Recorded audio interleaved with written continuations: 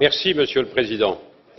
Mes chers collègues, alors que l'Europe et le monde traversent une période d'instabilité, il est réconfortant que les institutions européennes puissent mettre de côté leurs différends et donner de l'Union à l'Union un budget dans le temps imparti par les traités. Contrairement à la légende qui voulait qu'une année sur deux, la conciliation échoue, je me réjouis qu'en 2016, pour le budget 2017, comme en 2015 pour le budget 2016, nous ayons trouvé un accord. Je suis heureux que cette année, sûrement assagie par les nombreuses heures de négociation, le Parlement et le Conseil aient fait un pas l'un vers l'autre pour envoyer deux messages clairs. Le premier message est que la priorité reste plus que jamais de prendre à bras le corps le problème des migrations en renforçant le contrôle de nos frontières extérieures, tout en permettant l'accueil digne des nouveaux arrivants et le retour humainement soutenable aux migrants qui ne peuvent prétendre au statut de réfugiés. Mais ne nous berçons pas d'illusions. Beaucoup reste à faire dans ce domaine et notre budget est extrêmement contraint en la matière.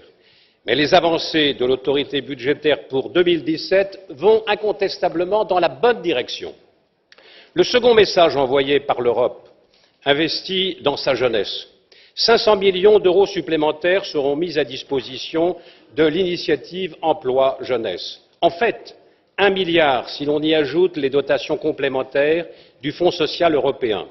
Par ailleurs, 200 millions de crédits supplémentaires ont été inscrits sur les programmes d'avenir, comme le soutien aux PME, l'interconnexion des infrastructures en Europe, Erasmus+ pour les étudiants et les apprentis, programme emblématique sur lequel la Commission avait déjà mis l'accent dans son projet de budget, et la recherche, programme Horizon 2020. Malgré tous les reproches que l'on peut faire à notre budget, et ils sont nombreux, cette édition 2017 envoie un message de confiance.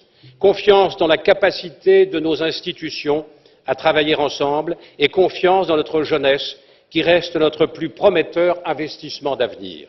Merci à nos rapporteurs Jens Geier et Indrek Tarand qui ont su éclairer nos débats et nos ultimes arbitrages.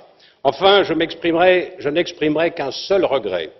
C'est en effet le dernier budget de la vice-présidente Georgieva qui aura imprimé sa marque, son expertise, son énergie, sa force d'entraînement, son charisme. Qu'elle accepte notre gratitude, Madame la Présidente, et permettez qu'au nom de la Commission des budgets, je forme pour vous des vœux chaleureux pour la réussite de votre action à la tête de la Banque mondiale. Nous aurons besoin de vous, Madame.